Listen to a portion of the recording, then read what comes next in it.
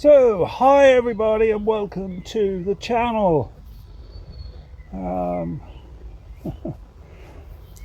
that is the name of the latest project. So, what we're actually looking at here is a Flying 15. It's about a 1990 model, so it's at least 30 years old.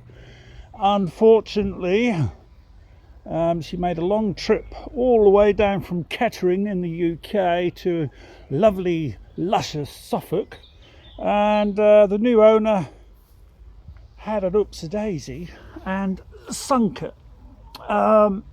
She wasn't on the bottom too long, but obviously long enough to get all scummy and dirty.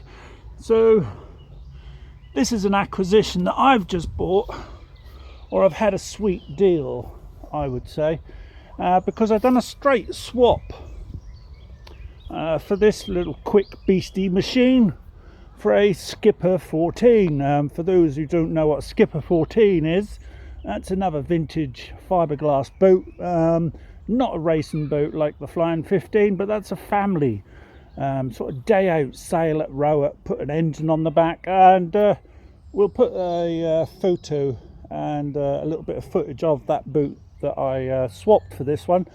But this is why it's a sweet deal, because I paid £100 for the Skipper 14.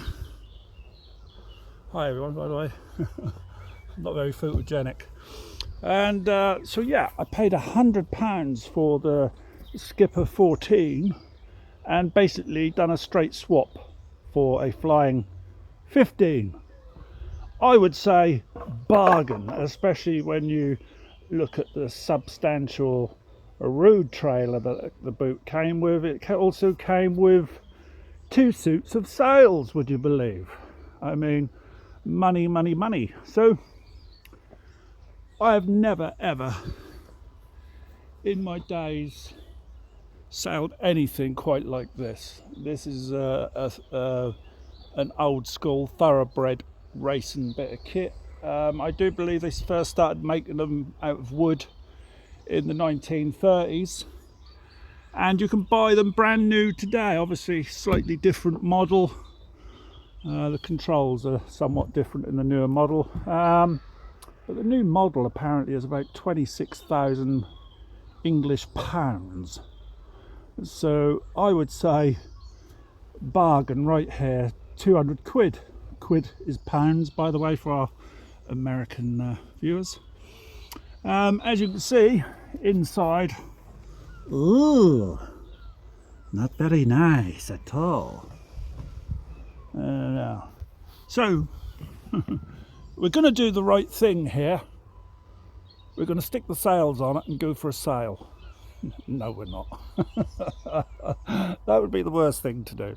So we're going to literally give this a tear down. If you have any prior knowledge of this boat, it came from Kettering in the UK. Its name is High. I have no paperwork with other than a bill of sale.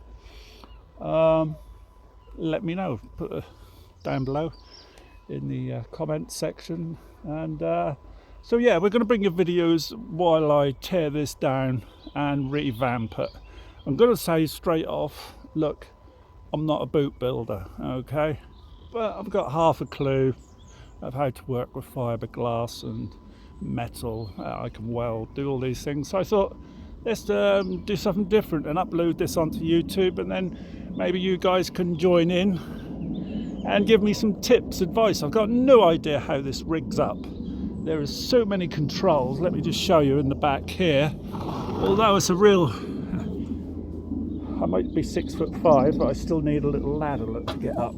So just to give you an idea, look at the amount of controls in here. There's 1, 2, 3, 4, 5, 6, 7, 8.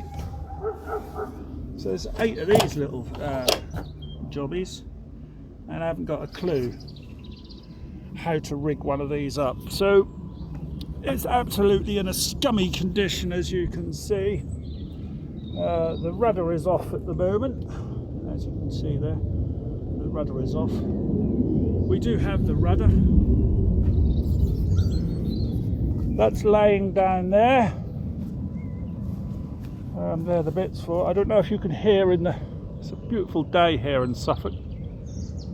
I don't know if you can hear, but warbirds are flying above today. Who knows? That might have something to do with the escalation of the Ukrainian situation. I don't really know. One thing we're not going to do on this channel is start talking about politics, because that's a surefire way of upsetting people. So we're going to concentrate on this boat. We're going to do the right thing. We're going to tear it down. At the moment the mast is up because I just wanted to see if everything fitted. Now over here, I don't know if you can quite see in there, there is a nasty bit of damage there, and there has been a piece of aluminium plate put on the base of the mast here. Now I don't think that the mast is damaged and this is a dodgy repair, because if it was a dodgy repair there would be more than 1, 2, 3, 4 pop rivets. You know, there'd be a series of pops all the way along if there was a damage in the mast area. So I think this is more about protection in the, I don't know what you call this, the cradle, whatever.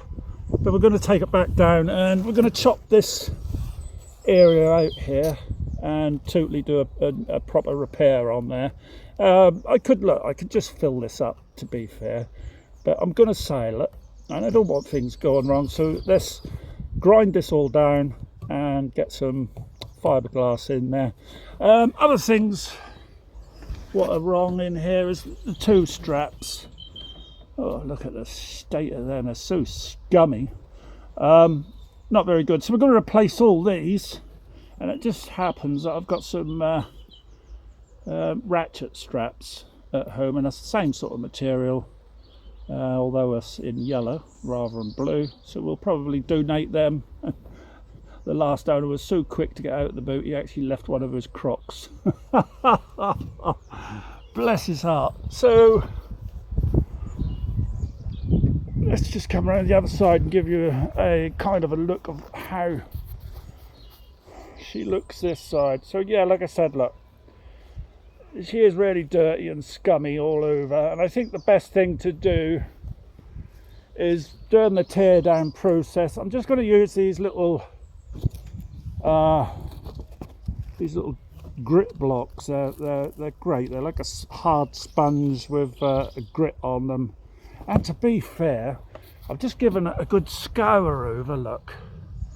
And you can see it's actually coming up really lovely and white and clean. You can see where I've not gone on. But this is a great way because it's taken it down just onto the gel coat level. I'm not going to go into the gel coat, which then gives me two options. If we look here, just here, it's not a split or anything, but somebody's just put a bit of P38 filler in there.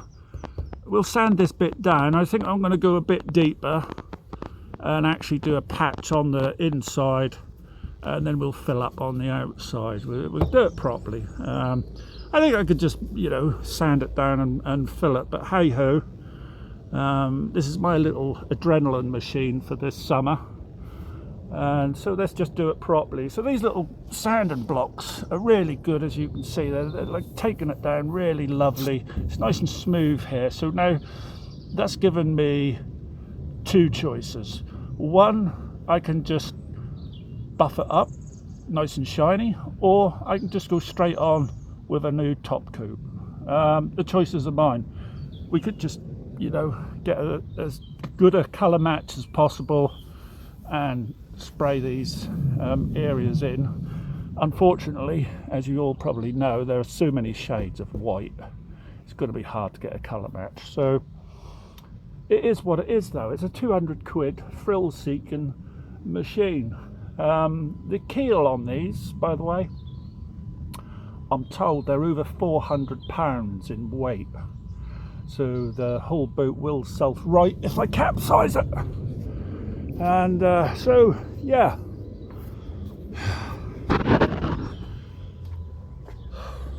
So Welcome to the channel if you're new. Little John's gone. Why Little John's gone? Well, because I'm retired, so I'm gone. I don't care anymore. I'm gone. I do lots of different things from motor mechanics, motorbikes, sailing, offshore racing. I also do. I also man one of the offshore rescue boats, and we'll take you there in another couple of months. We'll be out in a 150 horsepower rib, shadowing a big old sailing fleet as they go 2 or 3 miles, 4 miles out at sea, racing. So stay tuned. You know what it's all about.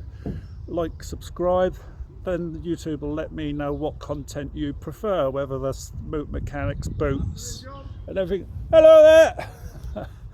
That's the harbour master. So yeah. So. Like, subscribe and share, and let me know in the comments below if you've got any knowledge of the history of this boat, or if you've ever sailed a Flying 15. Come back to me with tips, advice, because it's not just my channel, it's your channel. I'd like for you guys to get involved in what I'm doing. And just before we go, let's just give you a little guided tour. So we're in the boatyard here. Let's see if anybody know what this one is. Anybody?